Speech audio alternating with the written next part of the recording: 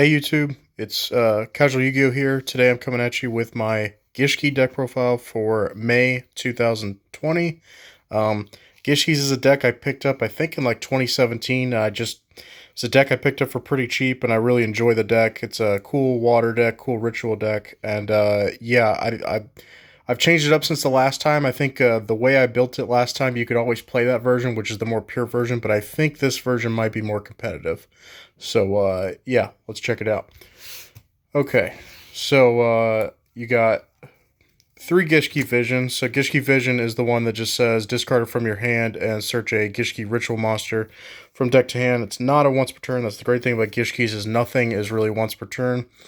And then, at least it's not a hard once per turn. And then on top of that, it can be used as the whole tribute for a ritual summon of a water monster. So that's good. And he's a level 2 Sea Serpent, which is important. So then we got three Gishki Abyss. Gishki Abyss, if it's summoned, you can add a Gishki with 1,000 or less defense from deck to hand. That is pretty much how you get all your searching. Now, people will sometimes mess this up because there are a handful of Gishki ritual monsters that you cannot search off of Abyss.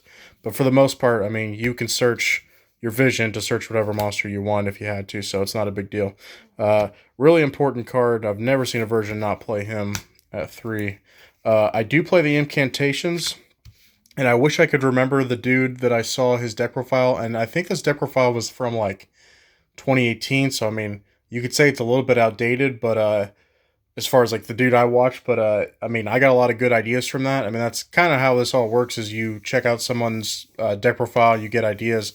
He gave me ideas. I didn't take all of what he did. He went full Incantations and did, like, the whole deck was basically Incantations with some Gishki sprinkled in, but he called it a Gishki deck.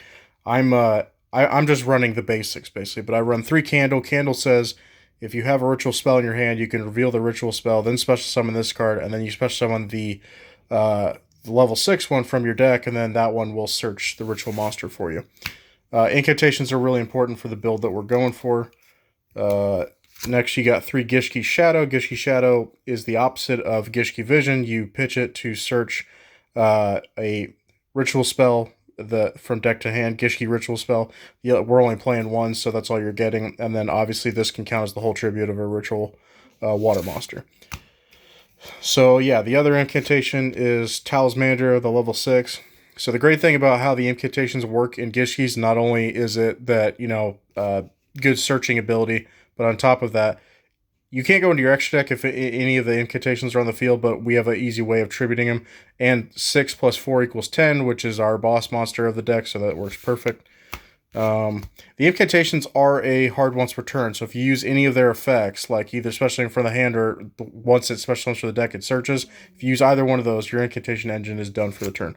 So next we play 3 Zaborg, the Mega Monarch. So this is obviously not anything new. A lot of people have seen this before in other decks.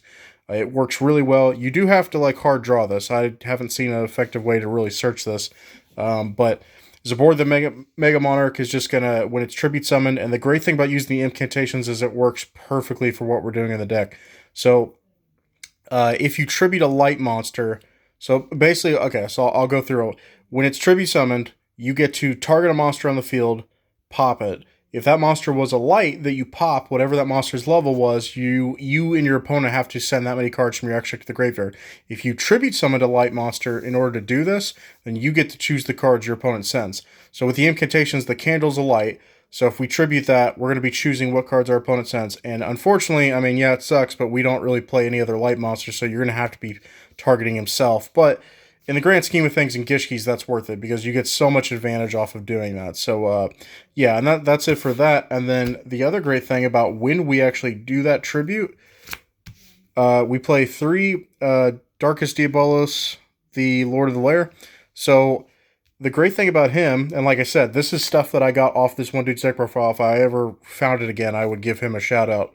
I'm pretty honest about things that I either come up with myself or things that I get from other people. So what he was saying was, when you run the incantations, it's perfect because we're either going to trib them off as a board or we're going to trib them off just doing a ritual summon. And this card can be special from the hand or grave if a dark monster is tributed. So because the Talismandra is a dark, that works perfectly for this. And then on top of that, Gishkis already do like hand ripping a little bit with Gishki Kraken. So with this card, if you get this out and like it's turn 1, you contribute itself because you wouldn't have a dark monster left on the field. But you contribute a dark to rip a card out. It doesn't rip it out of the hand, it puts it back. I think they get to put it at the top of their deck, I believe is what happens. But they get to put one card from their hand at the top of the deck. Regardless, that's still getting a card out of their hand. And this card just specials itself for free, 3,000. Can't be targeted, I believe. It's a really good card. And then for the 2-ofs, which you could play this at 3 if you found the room, which there's only one card that I can think of that you could, talk about whether to take out or not. But I play 2 Beautiful Princess. This card, if it's normal or special summoned, you can banish it and special summon a level 4 or lower fish from your deck. This just gets the Gishki Abyss. That's all it's really doing. So it's a hard once per turn. So I think like I used to run it at 3, and you could run it at 3 because not a bad open. But in case the problem with this is like this card is going to need your normal summon. Obviously, we play 1 for 1. So like if you got that, then you can do both effects. Like if you had another Gishki Abyss in your hand, you could play the other one as well. But for the most part, this just uses up your normal summon. The regular Gishki Abyss uses up your normal summon normally. So we need our normal summon for Zaborg, ideally, is what you need it for. Okay, so for the Gishki Ritual Monsters, the boss monster of the deck is still Gishki Zilgigas. Unless Gishki Kraken ever comes to 3, I think that the way to build the deck is just Zilgigas Turbo. But if Gishki Kraken ever comes back to 3, then obviously you can talk about changing how you play the deck. But I don't think that card will ever come to 2 just because we all know how degenerate that could be. Zilgigas, though, great card.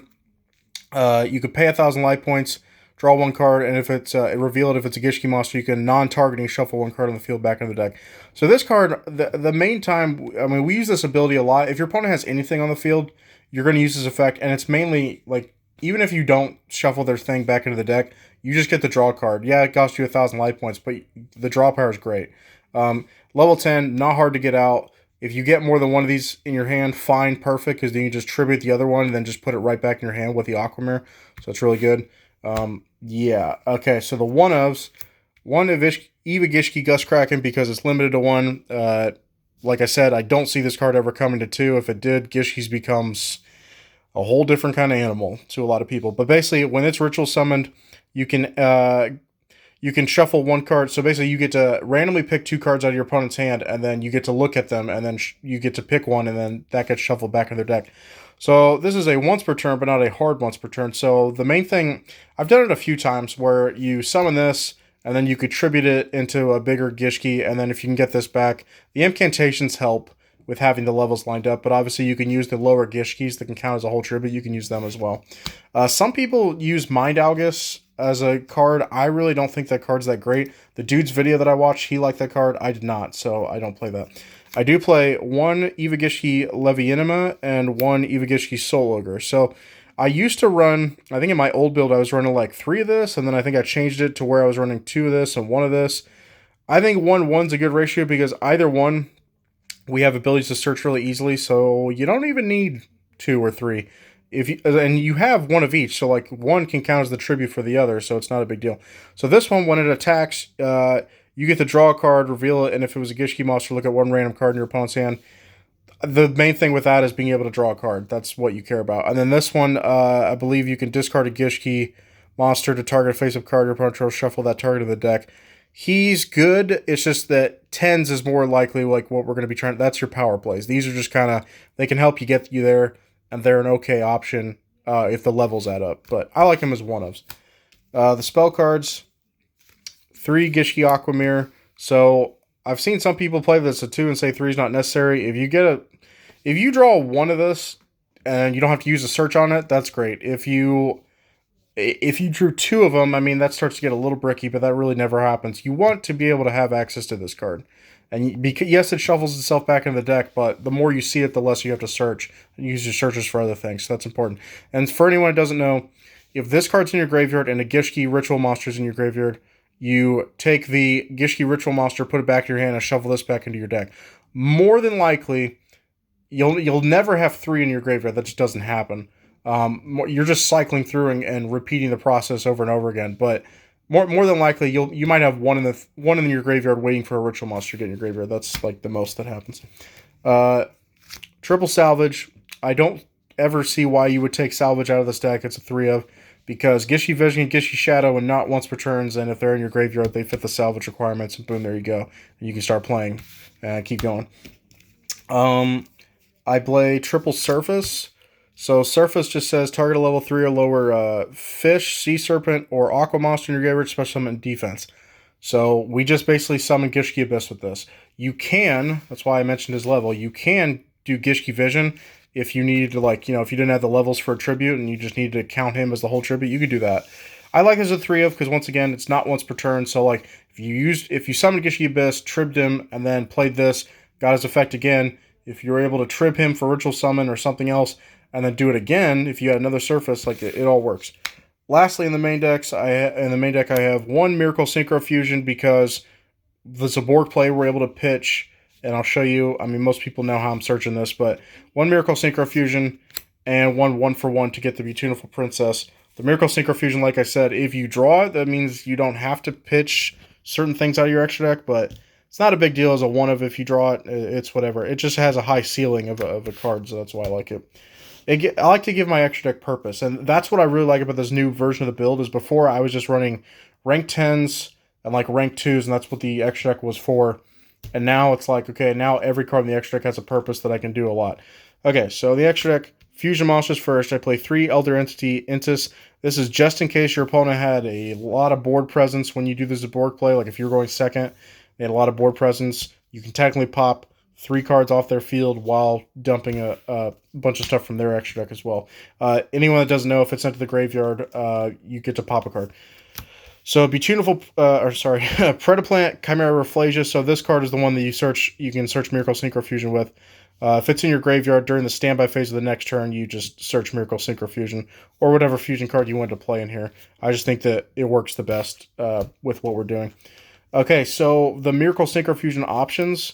I play Ultimate Axon Kicker and Gaia Drake the Universal Force. So here's the thing. At the time that I'm recording this video, excuse me, the time that I'm recording this video, the fusion of Nat Beast and Barkion is really, I mean, it's not super expensive, but Barkion's an expensive card now, and that card is expensive.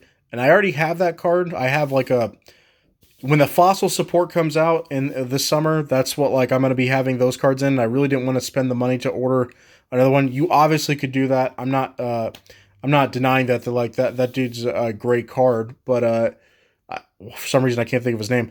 But these are 2 other options that you can use. I really like Gaia Drake because he, basically he's immune to monsters, like can't be targeted or destroyed by the effects of effect monsters. So that's really good. And then Ultimate Axon Kicker, if it kills something in battle, you can gain the life points. It also has piercing. You can gain the life points of the monster that you kill, whatever its attack was. It has piercing, and then I believe it can't be destroyed by card effects. Yeah. So it's a good card. These are both 2 good options. Once again, you could easily play the Naturia Fusion, and that would work just fine. Like I said, I don't like swapping cards back and forth out of decks. So instead of just ordering a whole new one, I was like, you know what, this will be fine. Because to be honest, the way you search the Miracle Synchro Fusion, you can't even really like do that your first turn anyway. So if you can't do that turn 1, you'd have to draw the Miracle Synchro Fusion in order to get the Naturia Fusion out and lock them out. So if we're going to be having to do that, then it's like, okay, at that point, I'd rather just, these are fine, and they're just for going second, and it's all good. So for the Synchros, Herald of the Arclight. So I'm scared to say this publicly, but I'm just going to say it. I don't think this card should be a 3. It's too easy to dump and search. It's not a once per turn. On top of that, everyone's starting to use, I mean, I've kind of forgotten how good this card is to just synchro out normally. You don't do that in this deck, but I'm saying like other decks are using that. It's a really good card. Obviously, we use it for just if it's sent to the graveyard, add a ritual spell or ritual monster from deck to hand. But I'm scared that this card's going to get hit. That's just my personal opinion with the Dragma stuff coming up and like Necros probably like splashing in with that. I'm just concerned this card's going to get hit. Elder Entity Entis is probably going to get hit. Those cards being limited to 1, I would understand. And I'm just saying that like if you were going to, because this deck's actually pretty good in my opinion. And I think if you were going to hit something, that's probably what I would hit. Is just so I don't get as much advantage by doing the Zaborg play. But until that gets hit, that's a 3 of them. You can just get all 3 effects. Other synchros, Magical Androids for the Ultimate Axon Kicker. Gaia Knight, the Force of Earth, is for the Gaia play because you need him. The other psychic monster, Synchro, is Cypher and Lord Omega. You can play whatever you want. Omega kind of works because if it's in your graveyard, you have an effect to grab something from your graveyard and put it back in the deck. So that works. The Churia Leo Drake, he's just the other guy because you need a Earth Synchro that doesn't have an effect. So that's kind of just what I had. So that's what I went with. And lastly, for the XYZs, one totally awesome. So it's limited one, and I noticed a lot of people have not understood this, and I'm pretty sure I know why Konami limited this to one. I don't think Konami limited this card to one because they were super afraid of like Paleozoics, like being able to summon more than one frog or Bahamut Shark plays. I don't think that was it because, to be honest, in today's Yu-Gi-Oh, this isn't 2016, 2017.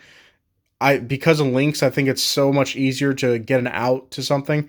I think it was partially because of this deck, because 3 totally awesomes. You know how easily I pitch water monsters from my hand. I do Gishki Vision searches, Gishki Shadow, whatever. If I had 3 totally awesomes that I could pitch as well, and I could just grab a water monster back, oh my gosh, dude! Like, I don't see how you lose if you do that. Like, you gain so much advantage. I could probably Gus Kraken loop 2 more times, like 2 additional times, if I had 3 searches, 3 card advantage like that I'm grabbing back off Toad. Lastly, I play 1 Gustav Max because we can easily get 2 level 10 monsters out. Our Miracle Synchro Fusion plays are also 10s, but for the most part, it's just getting 2 Zeal Gygases out and then just doing Gustav Max per them for 2,000. That's happened a lot. Obviously, you can't get this out because this is really, other than the Miracle Synchro Fusion plays, it's either that or this are the only extra deck monsters you're actually summoning. So as far as how we interact with the Incantations, we're pretty good. Like, we generally don't have to summon from the extra deck, so we do fine with that.